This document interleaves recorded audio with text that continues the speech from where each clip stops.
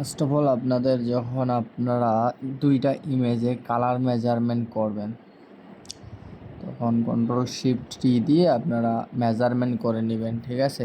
দ্বিতীয় পিকচারটা যেটা দিয়ে মেজারমেন্ট করতে চান, তো Ctrl+Shift দিলে সাইজটা একবারে প্রপার গাইডলাইনে হবে, ঠিক আছে। Ctrl+T দিয়ে যদি শুধু করেন তাহলে সাইজটা কম বেশি হবে, ঠিক আছে। তো আমরা এখন ক্রিয়েট আউটলাইন করে নিব। এটা ক্লিপিং বাস না, ক্রিয়েট আউটলাইন। এখানে রিসাইজ লেয়ার এখানে চাপ দিয়ে আমরা লেয়ারটা অ্যাডজাস্ট করে নিব।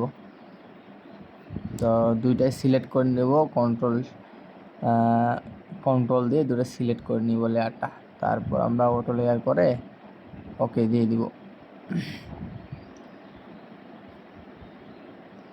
তারপর দেখেন মেজারমেন্ট হয়ে গেলে এখন Ctrl+D চাপ দেবো, তাহলে ওই কিটা চলে যাবে।